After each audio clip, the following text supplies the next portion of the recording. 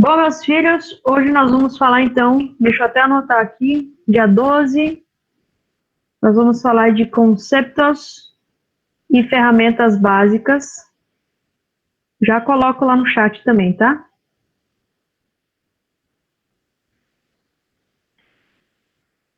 Conceitos e ferramentas básicas para el trabajo com famílias.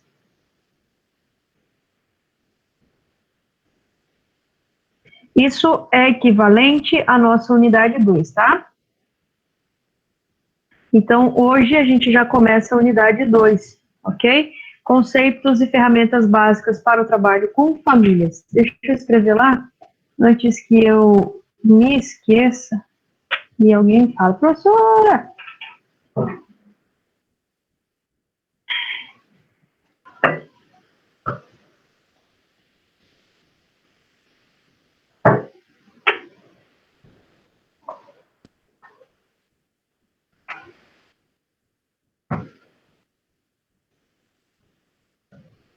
Hoje é dia 12.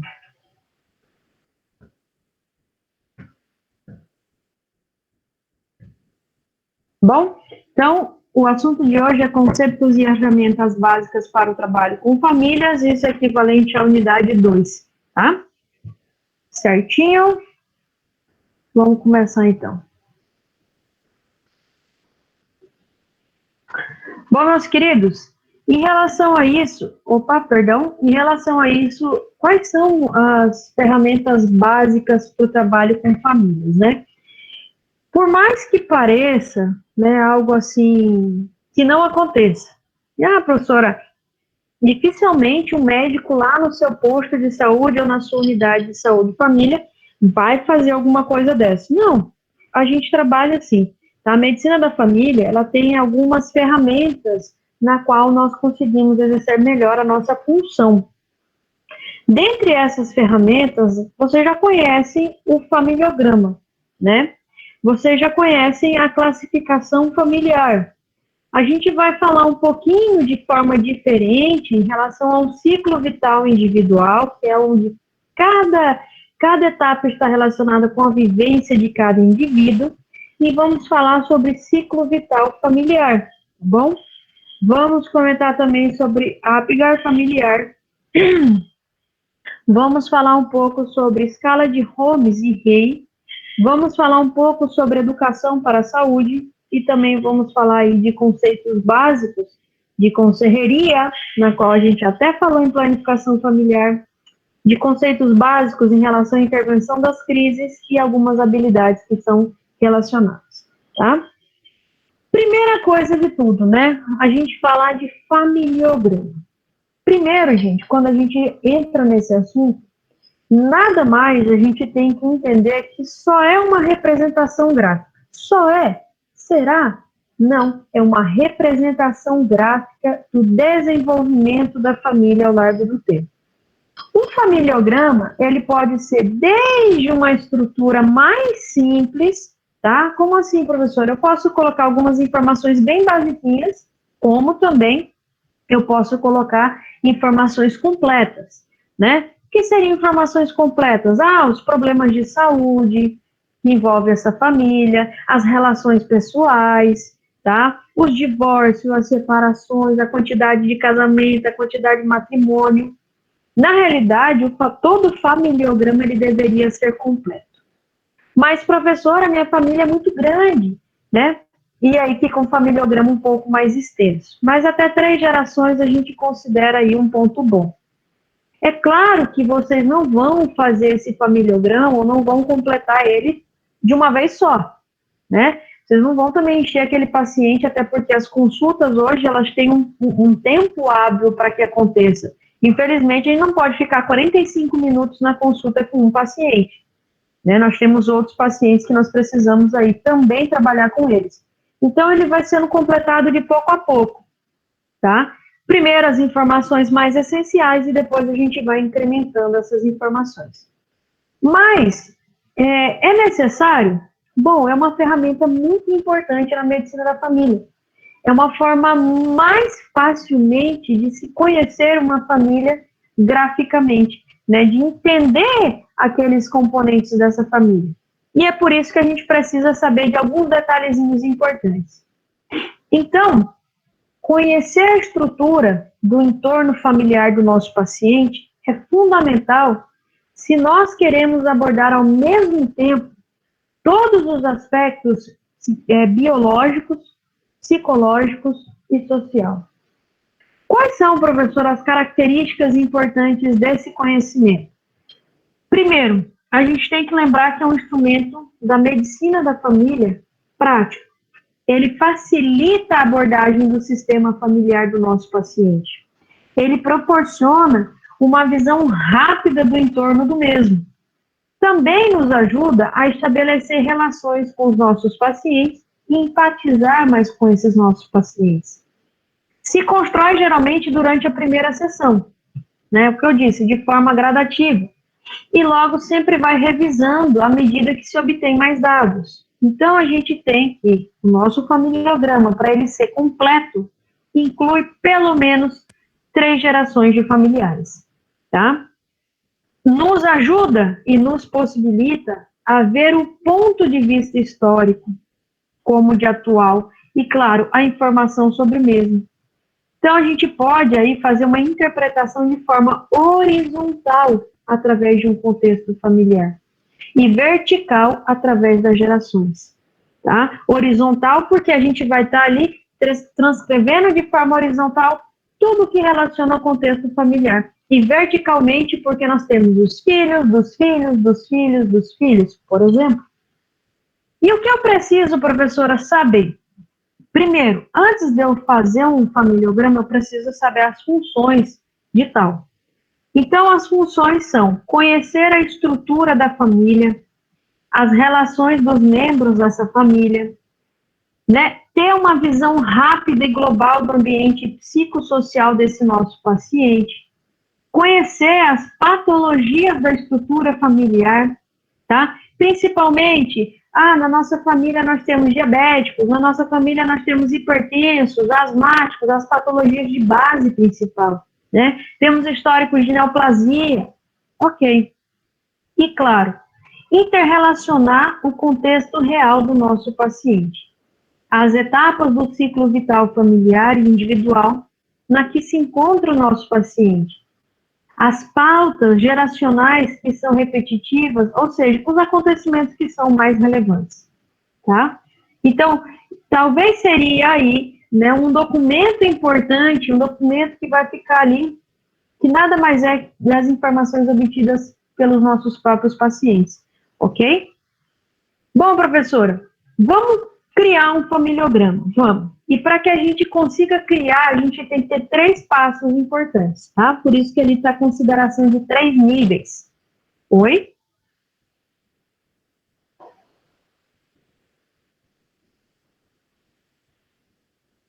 Pois não? Alguém perguntou alguma coisa? Acho que não, né? Eu escutei um barulhinho aqui como se alguém tivesse solicitado alguma coisa, mas eu acho que não. Bom, então quais são os 3 níveis para criar um familiograma? Primeiro, a gente tem que fazer um mapeamento e o traçado da estrutura da família, tá? Então, nós vamos usar aí certos símbolos, certas estruturas, para começar a realizar esse familiograma. Então, nós vamos graficar as pessoas, tá bom? Então, eu vou fazer uma descrição gráfica de como os diferentes membros dessa família estão relacionados, né, ou estão aí fazendo parte de uma estruturação biológica e legalmente relacionado entre um ao outro, tá? O que é fazer um mapeio traçado da estrutura familiar de forma gráfica? É você colocar a mulher representada com um redondo, o homem relacionando a um quadrado, e quando nós falamos que a paciente é ele ou a paciente é ela, a gente sempre vai colocar aí uma flechinha, indicando que quem foi até você foi ela, e a partir dela você fez um familiograma, tá? Então, você pode fazer com uma doblelinha em cima do nomezinho, indicando que ela é a paciente, ou você pode fazer a sinalização aí simplesmente com uma flechinha. E isso sem problema algum. Então, vamos supor que você seja a paciente. Você vai colocar ali uma bolinha e um círculozinho em cima. Ou pode tracejar 2 linhas em cima dessa bolinha. Ok. Logo mais, a gente tem que dizer em relação a matrimônio, tá? Então, assim, esse matrimônio é aquele matrimônio que a gente diz um matrimônio legal. Então, os símbolos que representam os membros da família, eles têm que estar conectados por linhas que representam suas relações, biológicas e legais, tá? Ah, professora, então se eu tenho, né, que essa mulher, que é minha paciente, ela está casada, eu vou fazer uma linha embaixo e vou cruzar essa linha, tá? Vou colocar ali um quadrado, ou uma bola, ou quadrado, quadrado, não importa. Aqui é o que a gente tem com o nosso paciente, ok? Certo. Então, você vai pegar, igual mostra o exemplo aí abaixo, vai passar uma linha de um lado para o outro, ligando ambos os gráficos, de homem para mulher. Beleza. Então, sempre o esposo está à esquerda, tá? Isso é um padrão, e a esposa está à direita. E a letra M embaixo, né, ela vai indicar, tá, quando essa pareja se casou. Então, se foi o ano de 1922, vai colocar 22 ali. 1989, vai colocar 89, tá bom? Então, aí a gente coloca os 2 últimos dígitos do ano, igual mostra o exemplo. Perfeito. Isso indica que João casou com Maria no ano de 1922. Um exemplo. Show. Mas nós também podemos elencar no nosso familiograma se esse meu paciente ele tem separação, se foi uma separação ou se foi realmente um divórcio. Tá? Existe legalmente a diferença entre você separar e entre você se divorciar. Bom, então a linha que os une, olha que chique, também é a linha que os separa. Como assim, professora? A gente diz que quando a gente está falando de separação, a gente vai usar uma linha oblíqua, igual está aqui, tá? O S de separação, uma linha oblíqua. E aqui nós temos o divórcio, são 2 linhas. Esse assim aqui está errado, ele deveria ser um D no gráfico, tá bom? Então vamos dizer que você está casado, mas você se separou. Então vai ser uma linha tracejada e o Szinho ali indicando os 2 últimos dígitos, tá? Do ano que foi essa separação. Então, ali eles casaram em 22 e separaram em 28. Show. Agora, se é divórcio, a mesma linha, só que 2 linhas tracejadas, em vez do S ali, gente, tinha que ser um D, tá? E aí, significa o divórcio. Perfeito. Mais que isso, nós temos também para aquelas parejas que não são casadas, tá? Mas não são casadas, assim, legalmente falando. Aquela famosa questão do ajuntado com fé, casado é, tá bom? Mas aí você vai fazer o quê? Você vai fazer diferente, você vai fazer por linhas que são descontínuas. Então, vocês vão tracejar pontinhos que liguem o homem e a mulher, tá? Isso significa que eles não são casados legalmente, mas que eles estão juntos. Professora, você fala o homem e a mulher, mas e se a gente está falando de parejas homoafetivas? Claro que você vai fazer da mesma forma. A diferença é que vai mudar. No lugar do quadrado vai ser uma bola, ou no lugar da bola vai ser um quadrado. De igual maneira, tá bom? E claro, sempre é importante a gente enfatizar aí a data, tá? Onde eles se conheceram ou começaram a viver juntos. Então, vocês vão colocar um Czinho, ok? E esse Czinho vai representar o ano desse matrimônio. Fácil, sem problema algum. Isso é a constituição básica inicial. Vamos supor que o nosso paciente ele tenha vários matrimônios, tá? Professor, eu posso colocar? Claro que pode. Mas assim, a gente diz que, digamos que ele casou 10 vezes. É claro que você não precisa pôr as 10, senão esse familiograma vai ser tão extenso que você vai ter que botar numa cartolina, né? E pregar na parede. Então, ali, vamos fazer de uma forma mais fácil. O João, ele teve o primeiro casamento e se divorciou. Ele casou em 55 e o divórcio foi em 59. Logo, ele casou de novo, mas ele casou em 60 e separou em 70. E aí, o último, né, que ele casou em 80 e ele se separou em 83. Geralmente, o que é mais recente, ele vai ficando no final. Então, como se fosse o primeiro casamento, segundo casamento, terceiro casamento, tá? e assim consecutivamente, dependendo de quantos casamentos esse cidadão tem. Professora, pode explicar outra vez, por favor? Esse Olha, quadrinho. aqui nós temos o homem, por exemplo, né? Digamos que ele seja o nosso paciente. Então, aqui foi o primeiro casamento que ele teve. Ele casou em 55 e divorciou em 59. Logo, ele teve um outro relacionamento, que ele casou em 60 e divorciou em 70. E um último relacionamento dele, que ele casou em 80 e separou em 83. Então, geralmente, o último, o final, é o relacionamento mais recente que ele teve. Entendeu? Tá, agora eu entendi. Muito obrigado. De nada. Beleza, né? Então, também podemos colocar isso no nosso familiograma. O familiograma, gente, ele vai se desenvolvendo de acordo com o que o paciente vai falando as informações. Então, talvez numa primeira consulta, a gente só consiga fazer um básico. O que, que é o básico? Saber que é casado ou não casado, se tem filho ou não tem filho. Às vezes é isso. Aí depois a pessoa vai tendo confiança em você e vai se soltando. Ó, doutora, eu já fui casada, ou eu já fui casada, eu já tive 70 relacionamentos. Aí você vai implementando. Se a pareja conhecido, se a pareja tem hijos, né? Então a gente sempre começa também a fazer a da formação do mais velho para o mais novo. Então olha lá, nesse caso aqui, esse casal, o pai e a mãe, eles tiveram 5 filhos. Então nós vamos colocar do maior para o menor. Então, aqui, o primeiro filho, o segundo filho, terceiro, quarto e quinto filho, tá? Ok. Então, a gente vai colocar a cronologia certa. Então, não importa quantos são, mas a gente sempre vai colocar assim. Beleza. Então, começamos a fazer o esquema de esquerda para direita. Começamos com o maior, terminamos com o menor. Nesse caso, esse casal teve 2 meninos e 2 meninas. Sendo que tem um filho mais velho e tem uma filha mais nova. Pronto. Também é interessante, gente, a gente colocar que, às vezes, nós podemos ter filhos que são adotados, tá? Os filhos adotivos são aqueles que nós temos a linha tracejada, isso significa que é um filho adotado. Quando nós temos 2 assim e 2 assim, na realidade não difere muito, né? São os famosos melícios e gêmeos. Professora, não é a mesma coisa?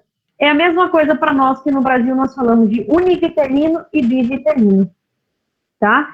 Então, para gêmeos, independente se eles são univitelinos ou bivitelinos, usa a mesma linha contínua que segue os dois e pronto. Aqui, enquanto se é um filho sem ser gêmeos, a gente só usa uma linha, tá? Se é gêmeos, a gente vai puxar só uma perninha aqui e colocar uma outra bolinha, um outro quadradinho. Ok? Bom, também nós temos, né, vamos supor que a nossa paciente ou a mulher do nosso paciente... Ô, professor. Oi. No caso dos filhos aí gêmeos, mas ali, por exemplo, tanto 2 mulheres ou 2 homens, 2 meninas ou 2 meninos, representa com quadradinho ou não? Por exemplo, se for menina, mesma coisa. O esquema gráfico é quadrado para homens e redondo para mulheres, tá? Tá. Aí é um exemplo. Tá, aqui é só um exemplo de 2 meninos e 2 meninos. Ah, entendi. Tá bom? Mas vamos supor que eles são um casal. Eles são gêmeos, mas um é menino, outra é menina. Aí um quadrado e uma bola. Bom, temos também a simbologia para embaraços, percas, abortos e mortes ao nascer, tá? Vamos supor que no momento da construção do familiograma essa mulher esteja embaraçada. Então, vocês vão puxar aqui, ela não tem filho ainda. Vocês vão colocar um triângulo. Ou ela teve filhos, mas os filhos tiveram óbito logo após o nascimento. Então, se é uma menina e se é um menino, X no meio. Todo familiograma, gente, que vocês observarem que tem um X no meio da bola ou um X no meio do quadrado, é porque significa óbito, tá? Então, assim, todo familiograma que eu tenho um X dentro é óbito. E se ela abortou, né? Se o aborto foi espontâneo, é um círculo pintadinho, e se o aborto foi induzido, é somente um X, ok? Então, são informações que a gente vai colocar. Quando é aborto, gente, geralmente, né, o espontâneo, a gente tem essa informação, mas dificilmente a gente vai ter informação do aborto induzido. Então, por isso que raras as vezes vocês vão encontrar um familiograma com esse xizinho aí, a linha e o X, tá? Porque geralmente as pacientes não falam. Bom, então isso foi o primeiro, né? Lembra que foi a primeira conformação. A primeira conformação qual que é, professora? Eu não lembro, vou voltar.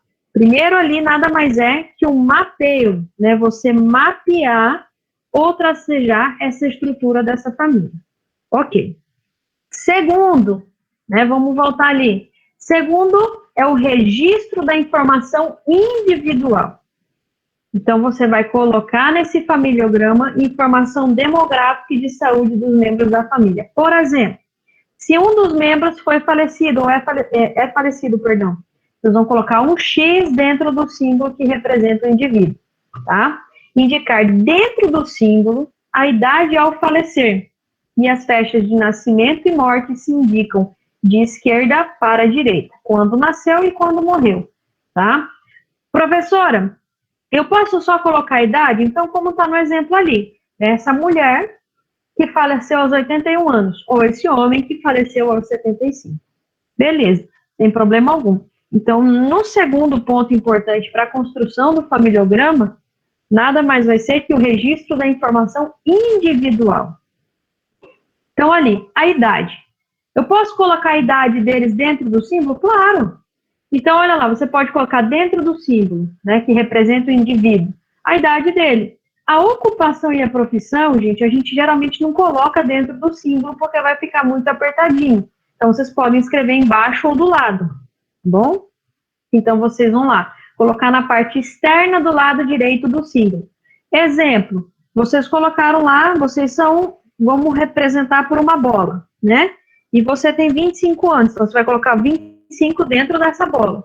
E do lado direito do desenho vai colocar lá, estudante. Colocou lá. Perfeito. Então, eu já sei a sua idade e já sei a sua ocupação ou sua profissão. Beleza. Enfermidades crônicas ou infecto-contagiosas, ou qualquer outro dado considerado relevante e acontecimento vital estressante. Você pode agregar informação? Pode. Do mesmo lado, você vai colocar lá ocupação em cima, vírgula, né? Acidente de trabalho ou acidentes. Não precisa especificar qual. Ou a hepatite B. Na grande maioria das vezes, a gente não consta essa informação no familiograma. Você faz no relato clínico do paciente, tá? Você só coloca os dados importantes, que é a idade e a ocupação. As doenças prévias, acontecimento vital estressante, a gente vai fazer depois, né, com um breve comentário sobre a vida do paciente. Porque senão, o familiograma fica uma coisa tão grande, tão extensa, que você não consegue captar as informações necessárias, tá bom? Outro ponto importante, o terceiro e último ponto da confecção desse nosso familiograma, é assinalar as relações familiares, ok? Como assim? As relações da família, a gente diz que pode variar em detalhes, dependendo do alcance e da profundidade de informação disponível. Então, a relação dos membros da família se basa em informes dos próprios membros da família e observando de forma direta, porque a gente pode ser que o nosso paciente diz que ele tem uma relação muito estreita com o pai, mas que na realidade é uma relação conflituosa. E a gente pode alterar isso se a gente for até a casa da pessoa e evidenciar, tá? Então, olha lá. Para obter essa informação, se necessita observar a família, em vista do seu terreno, até mesmo no consultório, ou em outro espaço da comunidade. Claro que você não vai ficar como CSI, né? Observando a vida dos outros. Mas a gente sempre pode aí alterar o familiograma de acordo com a nossa visão. Então, quais são os símbolos que estão relacionados para sinalizar as famílias?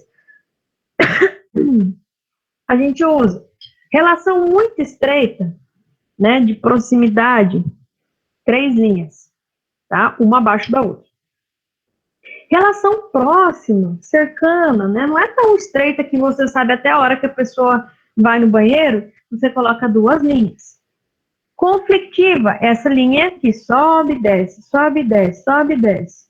E quando tem um quebre na relação, brigaram por algum motivo, não se falam mais. Então é uma linha reta e 2 barras, igual tá aí. Uma relação estreita, né? Tipo, eu convivo com meu pai, a gente convive, mas a gente briga muito. Então, você vai fazer as 3 linhas e o zigue-zague em cima, tá? E distante, que é lá uma vez ou outra que a gente convive, né? Eu só vejo no Natal ou no Novo e olha lá. Vocês vão tracejar, são os pontinhos, ok? Então, geralmente, essa parte a gente preenche depois. Porque uma coisa é meu paciente falar, outra coisa é aquilo que eu vou evidenciar. Mas é claro, que o que ele falou, eu tenho que acreditar. Então, a princípio, eu coloco que, né, a relação é boa, a relação é essa ou assada. Beleza. Então, fizeram lá. Aqui, por exemplo, né, a relação entre os membros. Então, a informação do familiograma se pode obter entrevistando um ou vários membros da família.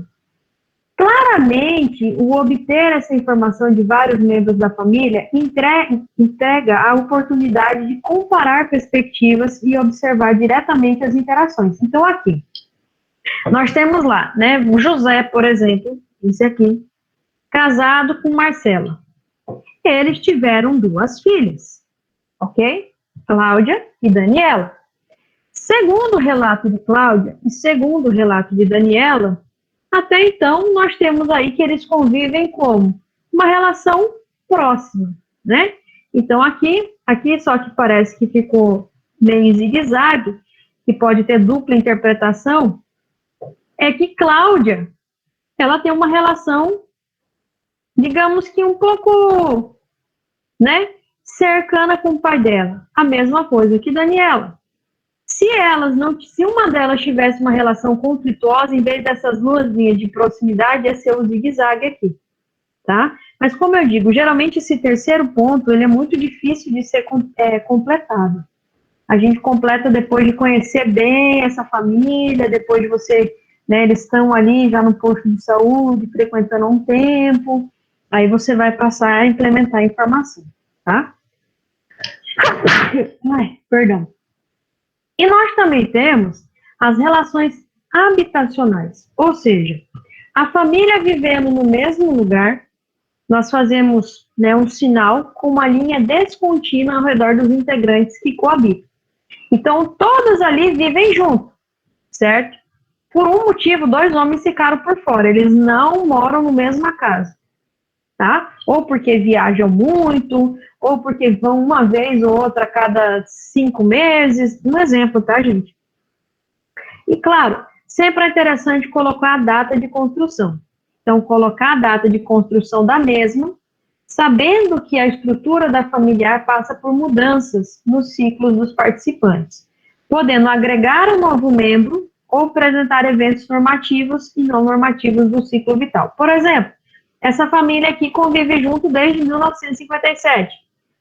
Claro que com o passar do tempo, esse quadro vai mudando, né? Ou mais um filho saiu de casa, ou aconteceu a morte de algum indivíduo, tá? E essa data ela pode ser alterada.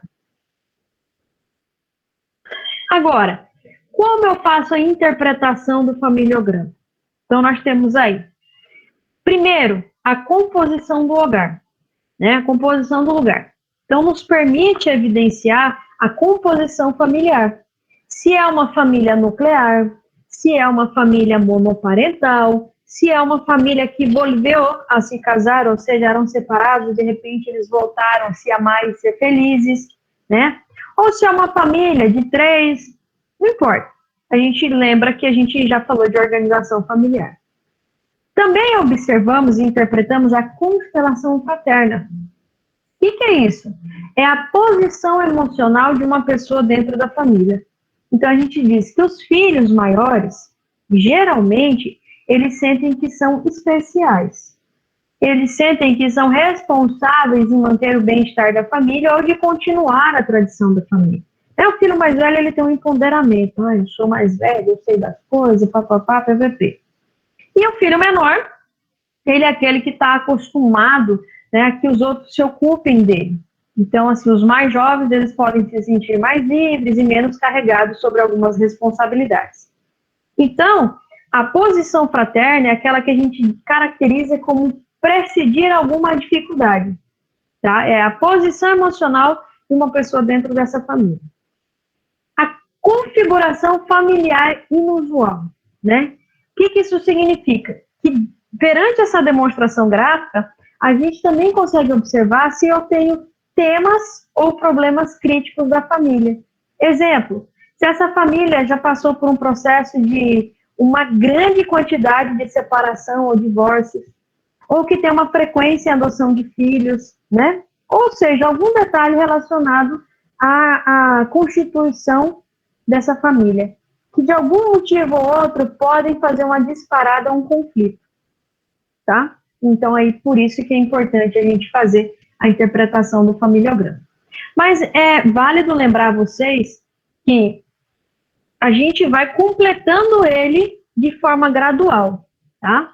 Depois, a adaptação ao ciclo vital. Também é uma forma que a gente consegue interpretar perante o familiograma. Ou seja, o ciclo vital, a gente diz que ele existe de duas formas. A forma individual, que é o que cada ser humano passa, e da forma familiar, que é o que cada família passa. Então, também é importante observar o familiograma naquelas idades que diferem muito da norma para a sua fase do ciclo vital individual, ou dos membros da família. Por exemplo, eu tenho um filho que, em vez dele estar na fase da adolescência, né, que é o seu ciclo vital de acordo com a sua idade, ele está na fase pré-escolar. Né? Um exemplo de um conflito talvez seria o nascimento do segundo filho. Um exemplo, tá bom?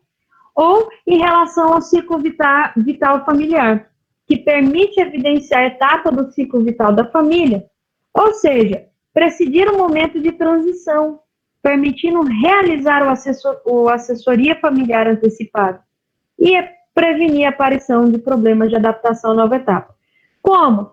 Ciclo vital familiar. Aquela família de pai, mãe, 2 filhos ou 3 filhos e que um dos filhos já tem a sua idade maior e que resolve sair de casa. Isso pode ser um possível conflito familiar.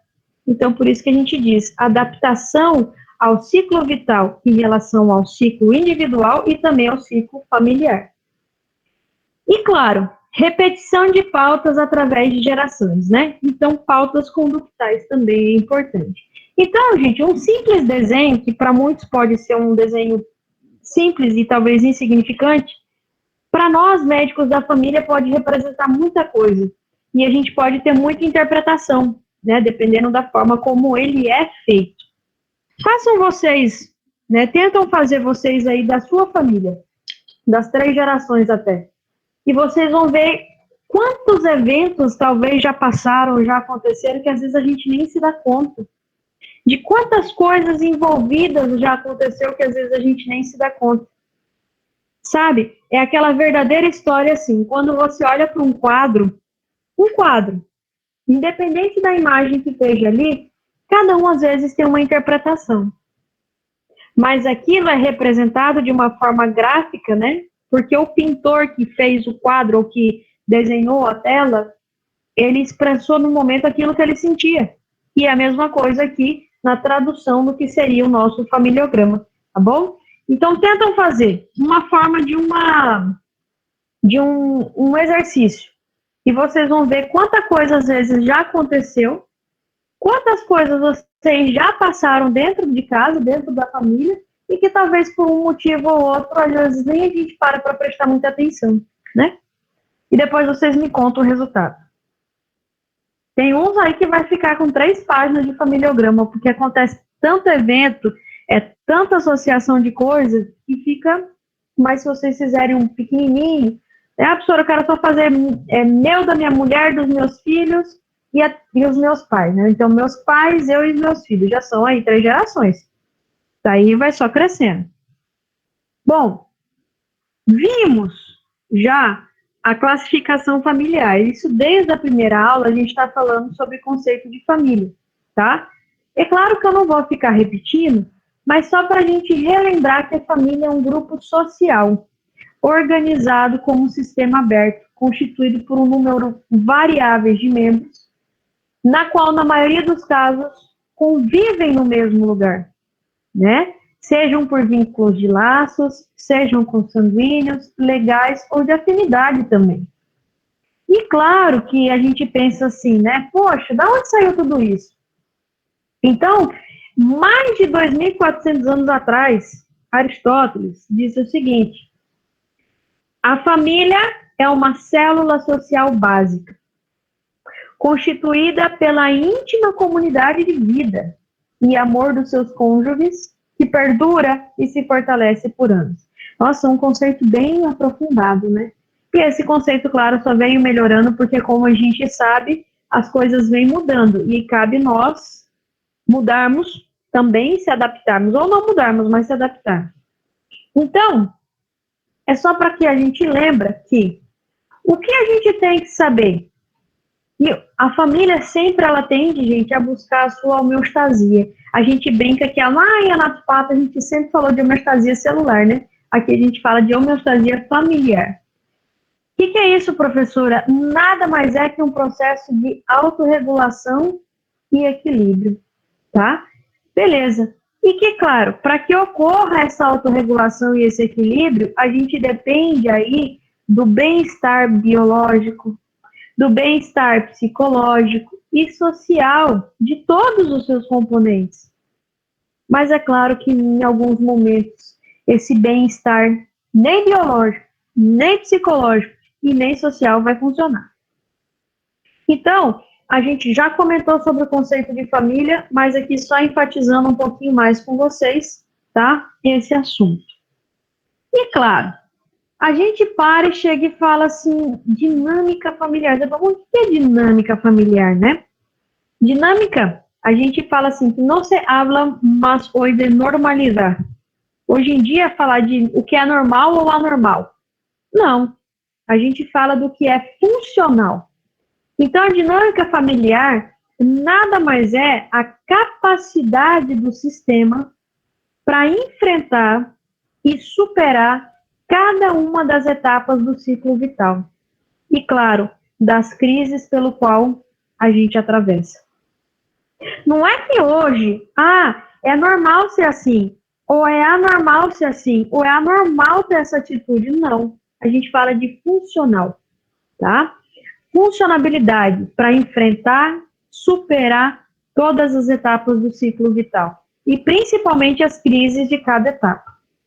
Então, a nossa dinâmica funcional é a mescla daqueles sentimentos, é a mescla de comportamento e expectativas entre cada membro dessa família, que permite com que cada um desenvolva-se como uma pessoa. A gente diz assim, que uma família funcional, tá? Não estou falando de normal nem anormal. Uma família funcional é aquela que os filhos não apresentam transtorno grave de conduta. Aonde aquele casal não está em uma luta permanente. Isso é uma família funcional. Uma família que vive bem. Professora, por que transtorno grave de conduta? Porque, gente, as crianças, né, são futuros adolescentes. E eles trazem e carregam um reflexo de vida. E isso é fato. Tem casais que vivem o tempo todo disputando quem pode mais, quem dá mais, quem faz mais, quem é o mais, quem é o melhor. E isso, de uma forma direta ou indireta, interfere nessa funcionabilidade familiar. Por quê? Porque nós somos reflexos de nossas criações. Né? Ou seja, como a gente foi criado é o que a gente é hoje em dia. E é isso que a gente passa, claro, para as gerações que estão a vir. Então, é isso que se trata em dinâmica familiar, né? Quando vocês ouvirem o termo família, sua família é uma família funcional. É aquela que os filhos não têm transtorno grave de conduta. É aquela onde você, né, marido, mulher, ou mulher e mulher, ou homem e homem, é onde não estão na luta permanente entre si. Perfeito. Então, também é um assunto que a gente debate muito. Agora, é muito fácil a gente dizer assim, que quando a homeostasia familiar, quando a autorregulação e o equilíbrio estão ameaçados, a família ela pode tratar de manter o seu equilíbrio. Como? Fazendo com que um membro dela, geralmente os filhos, ou um dos filhos, desenvolvem sintomas e se enferme e comece a expressar o conflito. É típico, gente, daquele pai, daquela mãe, por exemplo, que vive brigando, que vive se batendo, se atrapando, se xingando, e que geralmente o filho mais novo ou mais velho tem um transtorno de conduta e começa a apresentar vários conflitos comportamentais, né? Ou seja, ou só psicológico, emocional, voltado a essa parte, ou até mesmo em relação à saúde em si. Começam a aparecer patologias de causa idiopática, ou seja, não se conhece a causa, ou às vezes até se conhece e desenvolve outro transtorno. Então, a gente consegue, com isso, determinar um paciente identificado, tá? Como assim? Aquela pessoa que tem, a gente pode dizer assim, que foi realmente, que sentiu toda a emoção. Então, quando a gente fala de paciente identificado, a quem se designa, assim, de chamar o papel idissinocrásico que aos demais lhe é dado. Como assim? Às vezes fala assim, aquele lá é o doido, aquele lá é o enfermo, aquele é o ruim, aquele é o culpado de tudo. Na realidade, não. É só alguém que não está sabendo expressar aquilo que está vivendo. E, infelizmente, à vista de outros, é mal interpretado. Então, a disfunção familiar, ela pode manifestar por meio de sintomas em relação a qualquer um dos seus integrantes, tá? Então, a gente diz que a grande parte, isso a gente pode afirmar, e eu afirmo a vocês, que eu já vivi e reparei com vários conflitos, que a grande parte dos transtornos psicossociais tem origem na disfunção familiar. Isso é sem sombra de dúvida. Afirmando como 2 e 2 são 4. Tá bom? Beleza. Bom, mas aí a gente fala, quando nós temos um transtorno, independente de qual, a gente lembra de crise. Ai, meu Deus, crise financeira, crise amorosa, crise existencial, crise de crise. O que é isso, professor? Qualquer evento que ocasiona mudança na funcionabilidade de seus membros e conduz a um estado de alteração que requer uma resposta adaptativa da pessoa. Isso é crise. Só que existem conceitos em crise normativa e crise paranormativa. O que é uma crise normativa? Crise normativa são aquelas situações esperadas. Você já está esperando passar por aquilo ali. São aquelas que são possíveis em relação com a etapa do ciclo vital. Você pode ter uma crise no seu matrimônio? Pode. Pode ter uma crise no nascimento do primeiro filho? Pode. O marido diz assim, agora você só dá atenção para ele e eu fiquei jogado no mundo. Pode? Pode. Pode ter uma crise em relação à jubilação? Pode. E o que é uma crise paranormativa? Paranormativa a gente usa em situação adversa ou inesperada. Como? Infidelidade. Você não está esperando. Divórcio, alcoolismo, atividade criminal, né? Um filho que foi para o mundo das drogas, um filho que ficou traficante, ou um filho que, independente, ou o marido, ou a mulher, tá? Que afete qualquer um. Então, a diferença de normativa e paranormativa é isso. O professor. Oi. No caso, por exemplo, né, não sei, a gente está passando por essa crise devido a essa pandemia, seria então o quê? Podemos colocar ela como uma crise também? Sim, mas ela não é uma crise normativa. Ninguém estava esperando passar por isso, né? Sim, sim. Então, ela entra como uma crise paranormativa. Paranormativa, entendi. Uhum. Porque assim, ó, ainda foi bem que você comentou nesse assunto. Hoje em dia, gente, o que a gente consegue ver é o quê? A grande concentração de pessoas que estão aí vivendo, né, situações de confinamento. Você que está acostumado com o mundo externo, botar você dentro de um lugar, de um espaço, sem poder sair, isso vai gerar um caos. E de uma crise paranormativa, que é algo que a gente não espera, não está esperando, podem vir a aparecer crises normativas. Então, você está vivendo um processo que jamais esperou, mas isso pode gerar uma crise normativa, ou seja, afetar dentro do que você vive. Tá? Então, assim, gerar situações que já são esperadas, que é normal marido e mulher brigar. Mas isso pode ser mais intensificado perante aquilo que vocês estão passando.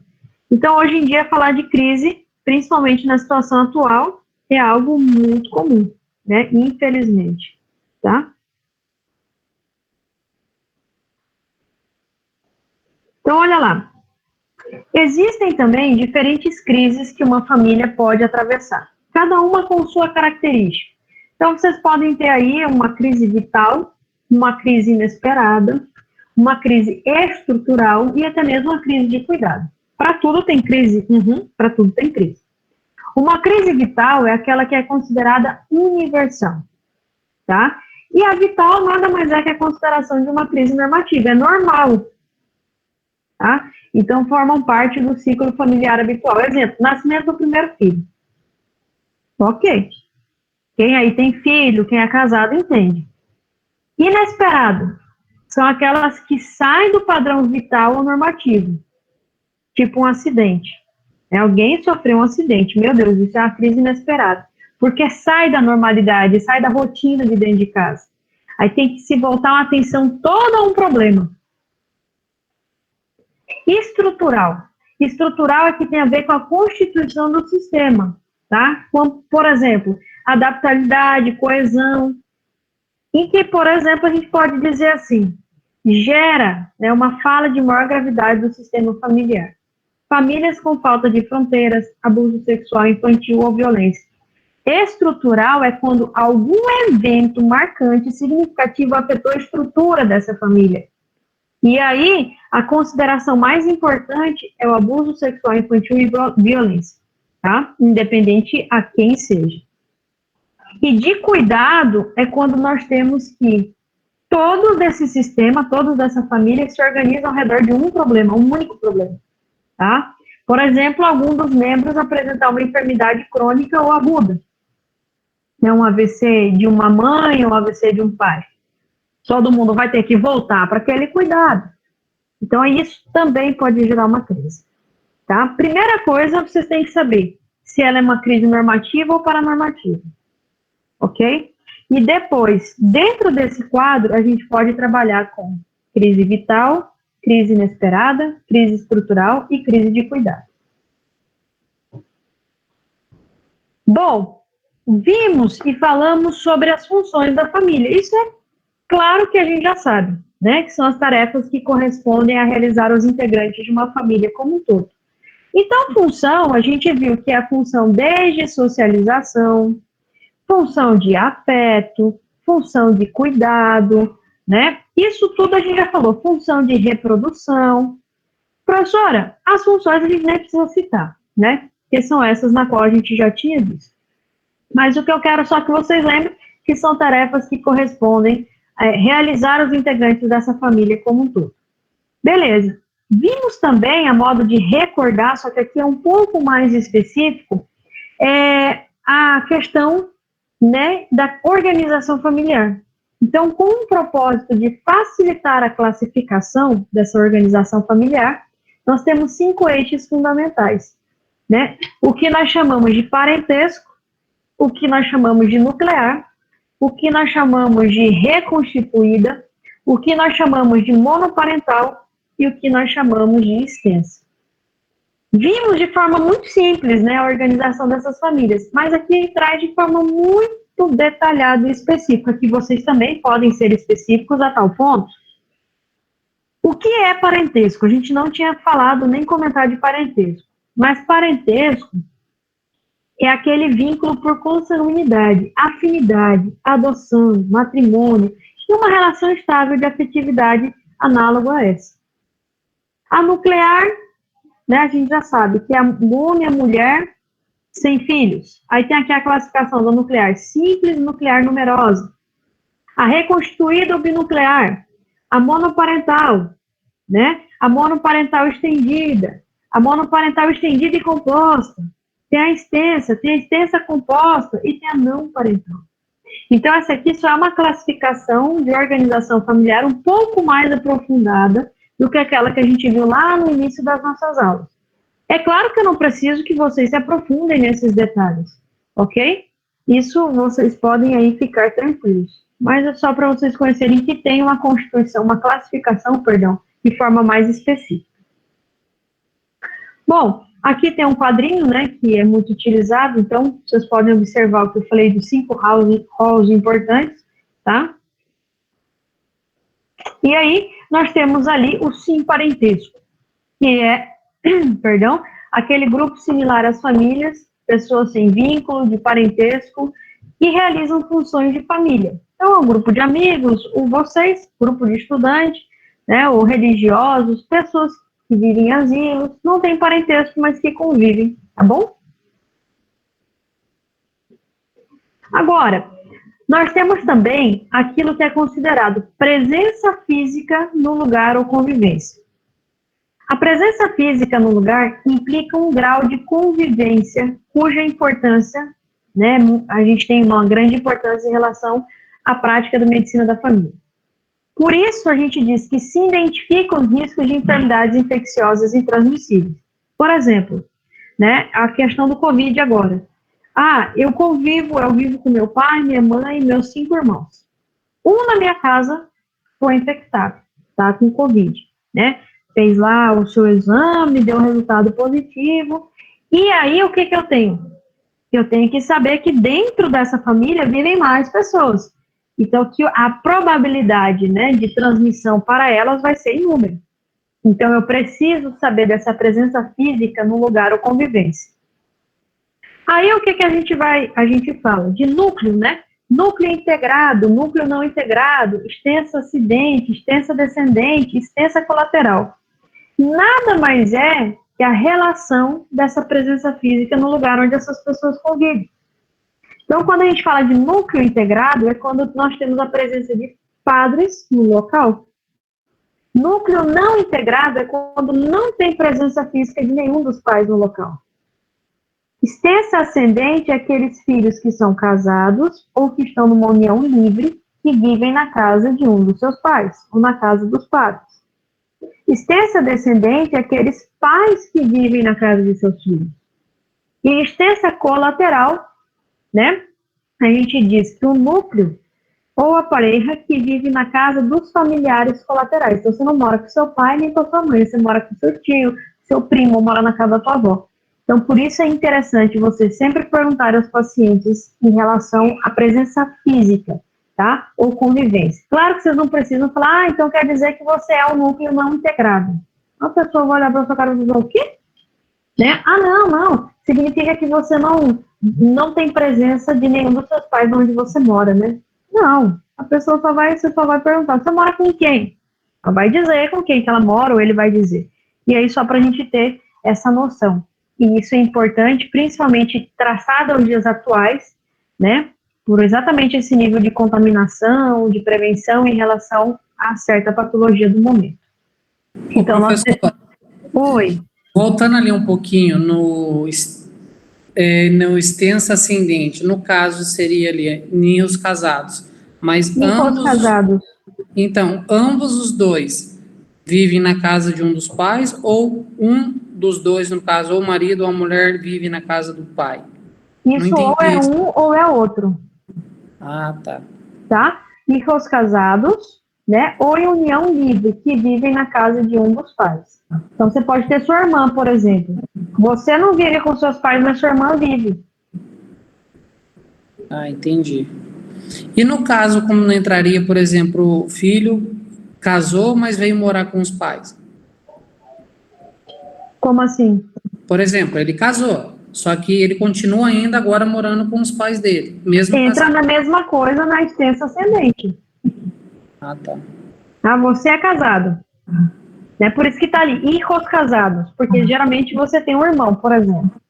Mas hijos casados em união ou em união livre. Né? Você não é casado no papel, mas você é juntado com a pessoa e que vive na casa dos pais. Ah, entendi. Algum dos padres significa ou você vai morar com a família da sua esposa ou a sua esposa vai morar com a sua família. Ah, entendi. Entendeu? Ainda tem hoje em dia muito isso, né? Sim.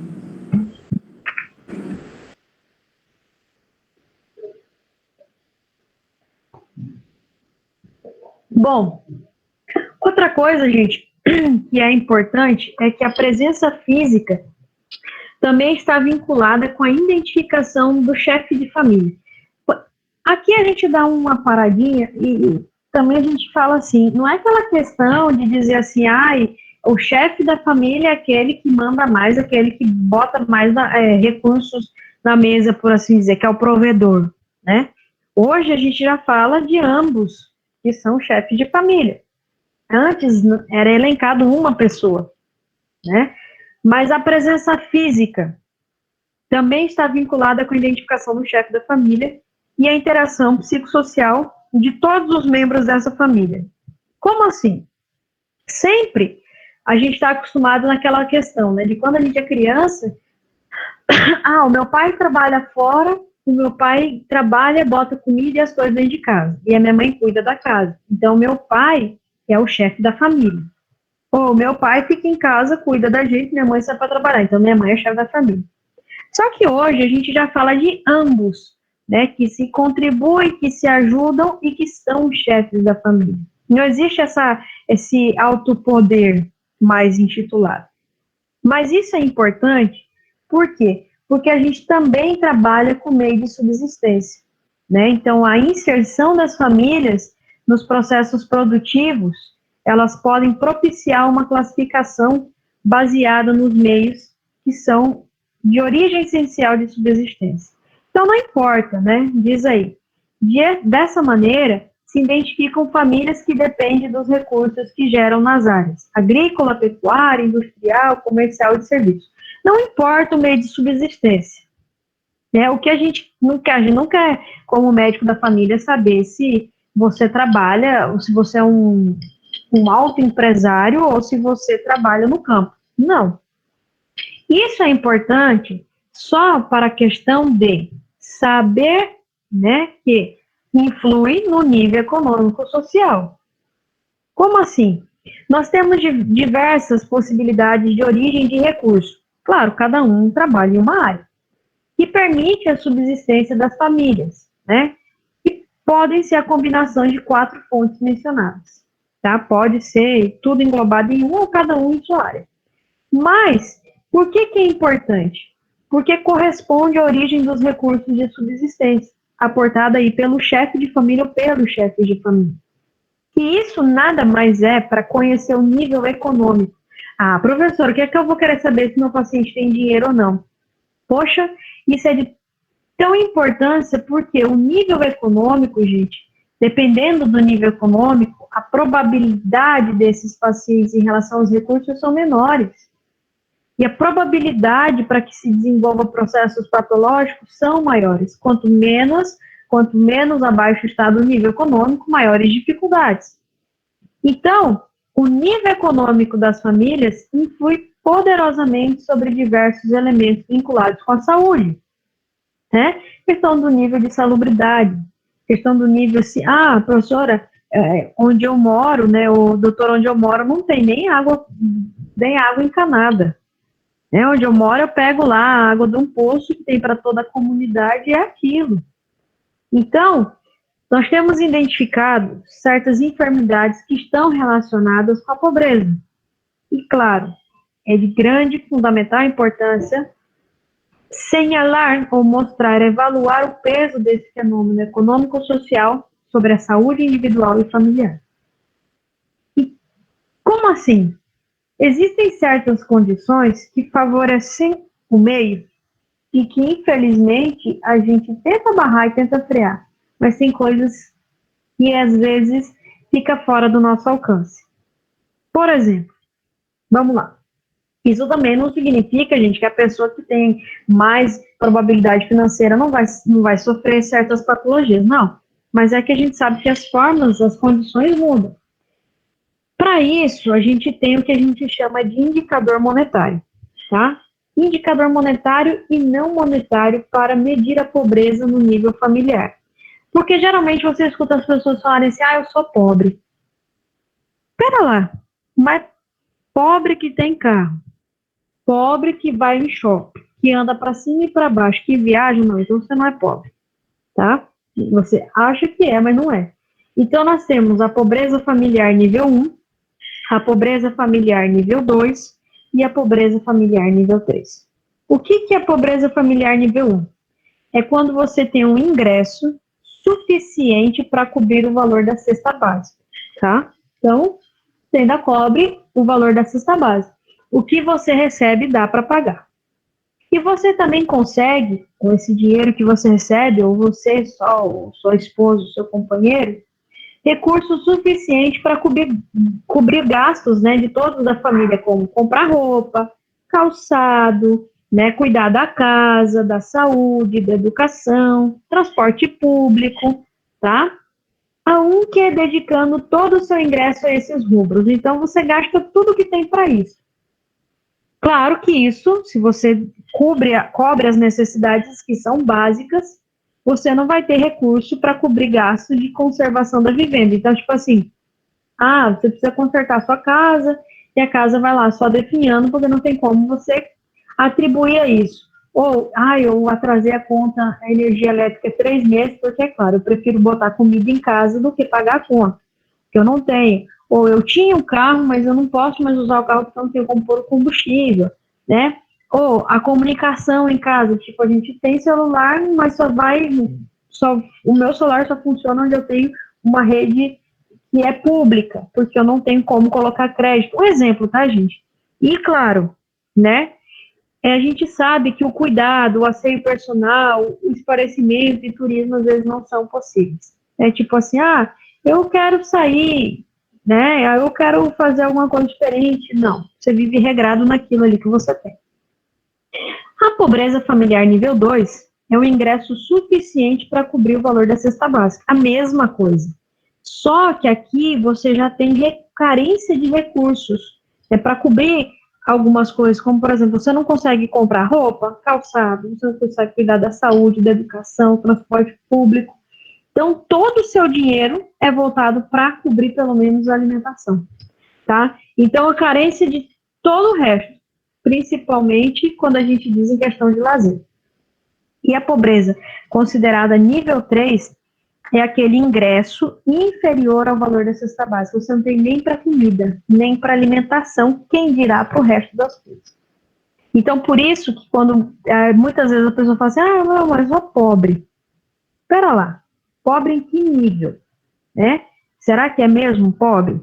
Então, aí por isso a gente classifica pobreza familiar nível 1, pobreza familiar nível 2 e pobreza familiar nível 3, tá? Aí é uma forma de ficar mais fácil o entendimento. Bom, então a nossa escala monetária, ela estabelece que o nível 3 de pobreza é o mais grave, com certeza, de todos os níveis, e que o nível 1 é o nível menos grave. Ainda dá para viver. E que as famílias que não podem cobrir os seus rubros mencionados nos 3 níveis não são considerados pobres. Então, exatamente essa escala de classificação que vocês devem fazer, tá? Bom, também falamos, né, em uma das aulas passadas, que existem novos tipos de convivência individual familiar. E que esse novo tipo nada mais está relacionado com as mudanças sociais, coisa que é muito comum. Então, nós temos aí, né, algumas mudanças que estão apresentando, ou que são apresentadas em relação à nossa sociedade moderna, tá? E que tem representado diversas formas, e que tem a conformar outros estilos de convivência, ok? E repercutem na saúde individual e familiar. Por exemplo, a gente viu aquelas pessoas que vivem sozinhas, nós vimos os matrimônios ou parejas homossexuais, matrimônios ou parejas homossexuais com níqueis adotivos, ou que sejam por fecundação ou por método de fertilização. família grupal, né, que é aquela união matrimonial de vários homens com várias mulheres que coabitam indiscriminadamente, sem restrições dentro do grupo, rola o que quer. A família comunal, que é o conjunto de parejas monogamas, né, com seus respectivos filhos, que vivem comunitariamente, compartilham tudo, menos relação sexual. E também a poligamia, que a gente viu que inclui a poliandria e a poliginia. Então, hoje é muito comum, né, a gente manejar esses novos tipos de convivência individual e familiar, tá? Sem problema algum. Então, aí tem, isso só para elencar para vocês, que já tá, é literário, tá? Já está na conformação atualizada de medicina da essa característica que a gente considera convivência individual familiar originada por câmbios sociais, certo? E, claro, nós temos a obrigação de avaliar a família. Mas, professora, como assim? Né? Você vai avaliar. Bom, para que a gente consiga essa avaliação, nós devemos seguir a estratégia de caráter clínico, que inclui o quê? Os indivíduos e as suas famílias, mas baixo, ou seja, em um enfoque integrador das esferas biológicas, psicológicas, através do que a gente chama de ESF. Se vocês ouvirem essa palavrinha aí, ESF, embasado em medicina da família, saibam que está falando em relação ao estudo da saúde familiar. Então, entre as circunstâncias clínicas, ante as que se recomenda realizar o estudo da saúde familiar, se encontram os seguintes: pacientes com sintomas e signos mal definidos, problemas de saúde mental, ansiedade, depressão, obsessão, fobia, enfermidade psicossomática, transtorno de somatização, duelo patológico, hiperutilização de serviço, tudo entra no estudo da saúde da família, ou seja, no estudo de saúde familiar, tá? Então, em todas essas situações que a gente pode mencionar aqui, todas, né, exigem com que nós tenhamos aí a realização do estudo da saúde da família, para ver qual é o problema ou por que está acontecendo esse problema, tá? Entra violência intrafamiliar, problema de adaptação social, enfermidade de transmissão sexual, problemas relacionados com sexualidade, embaraço não desejado, abuso, violação, tudo entra em circunstância clínica para recomendação do estudo da saúde da família. Então, para que a gente, como que a gente faz, né, o estudo da saúde da família? Nós temos alguns instrumentos para isso. Quais, professora? Olha, primeiro, o que vocês muito conhecem hoje em dia, né, e estão cansados de ouvir semiologia, história clínica. A história clínica é aquele instrumento de trabalho clínico de todo médico, fazer uma investigação.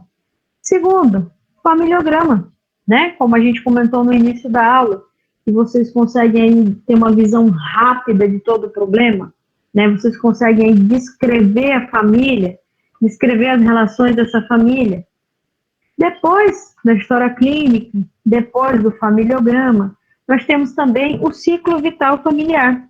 Em relação ao ciclo vital familiar, a gente diz que ele favorece avaliar o risco relacionado com a etapa de desenvolvimento existencial familiar. Por duas coisinhas que a gente chama de Apgar, que a gente vai conhecer o que é o Apgar familiar, não é o Apgar que a gente usa em neonatologia, tá? Ou no nascimento do bebezinho ali.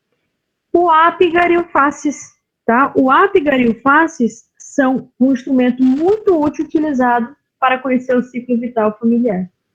Depois, nós temos também o índice simplificado de pobreza familiar, tá? Que é muito importante. Então, índice simplificado de pobreza familiar, o famoso ISPF. E, claro, a escala de Holmes e escala de Rê. Então, todas essas que foram citadas aqui são instrumentos para fazer. Tá? Você tem várias formas de estudar esse problema. e de conhecer esse problema e de saber identificar esse problema. Cada um em base em um ponto e um aspecto importante. Fora, claro, a história clínica, né? Então, gente, quando a gente faz referência, né? Aí a gente já está terminando a aula, tá? Vamos parar aqui porque eu falei muita coisa hoje, talvez confunda a mente de todos. Só vamos concluir aqui. Quando a gente fala de ciclo vital individual, a gente diz que, segundo Erickson, as etapas que sobrevêm, né, porque se crê que existem exigências internas e externas na qual esses indivíduos devem cumprir. Mas nós temos novos modelos de enfrentamento e adaptação. Então, cada etapa que a gente vive é uma síntese, né, mais complexa e diferenciada da anterior. Por quê? Porque sempre a gente sabe que todo ciclo, todo final de uma fase é mudado ou reemplazado por outro. Então, daí, provém os conceitos de crise, que as crises podem aparecer referentes a cada etapa desse ciclo vital. Cada crise leva a um desenlace exitoso, que possibilita novas mudanças, tá? Ou, claro, negativo, mudança positiva, ou mudança negativa, que possibilita ou que leva a um estancamento e pode gatilhar enfermidades físicas e psicológicas. Então, cada mudança no ciclo vital de cada indivíduo, ela é vista e viabilizada de uma forma. Mas quais são as etapas do ciclo vital individual? Então, segundo, né, Erik Erikson, ele descreve aí as etapas de desenvolvimento. Ele considera etapa incorporativa, que é a fase oral, etapa da niñez temprana, que é a fase muscular anal, a etapa locomotora genital, que é a fase pré-escolar, a etapa de latência, que é a fase escolar, a etapa de adolescência, etapa adulto jovem, etapa adulto médio ou maduro e etapa adulto tardio ou adulto maior. Então, na próxima aula, nós vamos conhecer cada etapa, né? E o que ocorre a nível de todas essas etapas. E quais são as possíveis ou os possíveis conflitos relacionados a cada uma das etapas, tá bom? Paramos aí no slide, então, 40. Vou anotar aqui, porque senão depois nem eu mesma sei onde a gente parou, tá? Slide 40. Não sei se para vocês a aula foi proveitosa, mas sim, parecida com as etapas de freio. Exatamente. Mas a gente parou por aqui, agora são 12h40, certo? Já dentro de minutos, vocês vão poder ir almoçar. Ô, parte boa. Professora, Fala. você vai dar algum exemplo para a gente fazer, assim, do familiar, como é que fala mesmo? Esqueci. Familiograma? Isso. Eu pedi para vocês fazerem o de vocês mesmo. Então, eu fiz, mas como que faz para te mandar? Para ver se tá certo.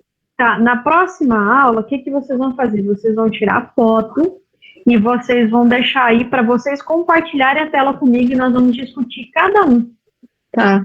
Daqueles que fizeram ou daqueles que testaram para ver se tá certo, certo? Uhum. Porque assim, para vocês me mandarem de forma individual, vai ficar bastante informação e talvez eu não consiga explicar para os colegas, né? Se tá certo ou se não, ou a gente entender a transcrição de vida de cada um. Eu fiz um exemplo dos meus avós, meu pai e minha mãe, e eu e minha irmã, né? Mas aí, assim, para dar continuidade, no caso, minha irmã é casada, eu sou casada, aí eu não consegui terminar, não fiquei na dúvida aqui. Mas, por exemplo, você e sua irmã, certo? Aham.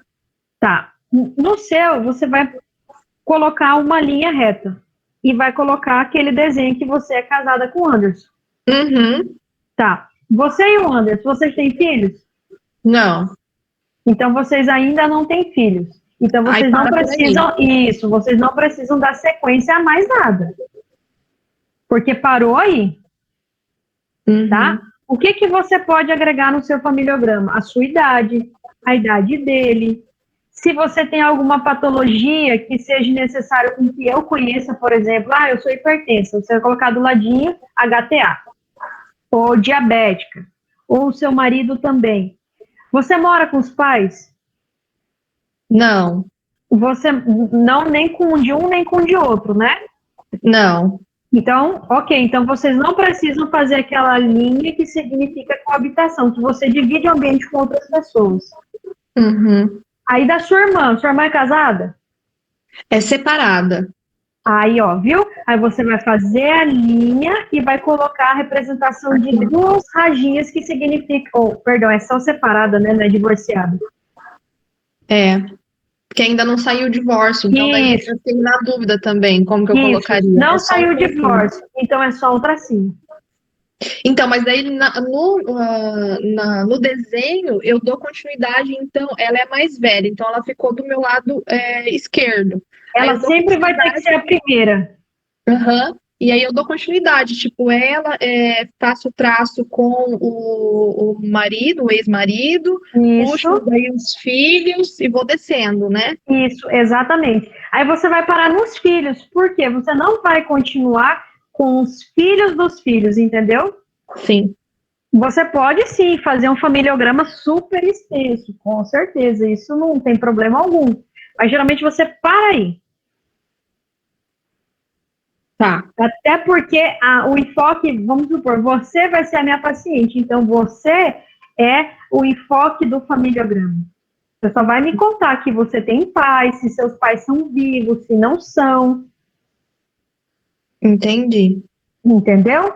E aí eu faço aqueles traços, eu fiquei na dúvida também na hora de puxar os traços. Eu faço os traços conforme é o convívio de cada um. Isso. Se você quiser com que eu saiba essa informação, porque o certo seria eu viver próximo de você para saber se realmente é fato, entendeu? Ah, tá. Uhum. Se, vamos supor, eu não vivo com vocês, nem próximo, a gente não mora na mesma comunidade. Mas você diz assim, não, eu não tenho problema em expor minha relação. Então, tá, você vai lá. Você e seu pai, vocês têm um conflito. Então, aí você coloca aquele traço do conflito, né? Ou não, a gente tem um convívio muito próximo, até próximo demais. As 3 linhas, entendeu? Aí vai conforme o que você vive. Uhum. Entendi. Tá bom. Depois eu Mas mostro, aí, então. na próxima aula, vocês podem fazer e a gente vê até legal. É uma atividade interativa que a gente consegue, não, claro, conhecer todos os problemas, né, e conhecer toda a estruturação, mas pelo menos para que vocês pratiquem, porque a nível de curiosidade, vocês sabiam que há 3 anos atrás isso foi uma questão aberta no Viva Lida. Eles deram lá o quadro de informações, né, da família, a idade de cada um, quantos eram os membros, e mandaram fazer um familiograma. Uhum. Então, por isso que é interessante. Professora, e assim, a professora já trabalhou nessa área de saúde da família? Já. Não sou De especialista, fato, mas já. eles fazem mesmo, é uma obrigatoriedade fazer? Por que que eu estou te perguntando isso? Porque eu já trabalhei nessa área, só que eu trabalhei num sistema privado. Então, assim, era obrigatório a gente fazer esse eu não consigo falar. Familiograma. Familiograma. Só que daí, na verdade, quem fazia era o médico. Então, assim, o acesso que eu, como enfermeira na época, tinha era muito pouco. Uhum. Mas era obrigatório ele fazer. E, assim, realmente dava muito resultado. Mas em unidades de saúde da família, né, no caso, unidades básicas e tudo mais, era uma dúvida minha se realmente a realidade permitia fazer, né, porque já era muito tempo. Uhum. Então, aí é que está a questão. Na realidade, deveria sim ou sim fazer. Né? Ali até a Mirna colocou que no SUS faz. É questão obrigatória, né? É uma das ferramentas básicas para fazer o estudo da saúde da família. Só que, né, existem situações na qual não é cobrado e na qual não se faz. Ou se fazem aquela coisa bem fajuta, entendeu? Aquela bola, aquele quadrado, aquela ali e acabou. Ah, mas por que está tão incompleto? Não, porque eu não obtive informações suficientes. Então é muito mais fácil eu falar isso do que... Porque demanda um tempo, né? Você precisa estar ali na conversa com o seu paciente, no dia a dia. Então, assim, geralmente as pessoas não priorizam isso daí. Seria muito bom se realmente funcionasse, né? Porque realmente a gente consegue ter uma base e uma avaliação completa da família, principalmente dos pacientes que você está atendendo, né? Então seria maravilhoso se realmente isso funcionasse da melhor forma possível, né? Pois é, você viu de todas as ferramentas que a gente falou que estão envolvidos esse ESF, que é esse estudo da saúde da família?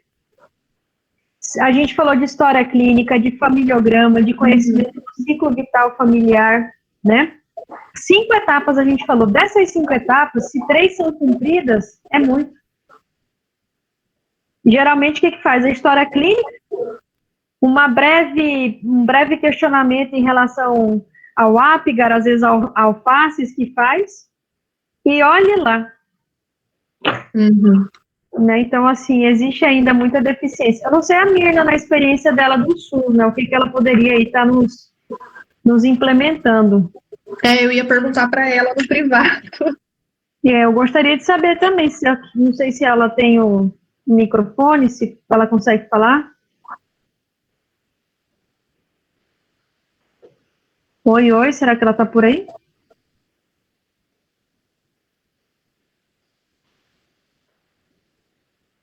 Ah lá, ela disse que usou o básico quando ela estava nos estágios da UBS. Ai, menina, seria interessante se você conseguisse falar com a gente, né?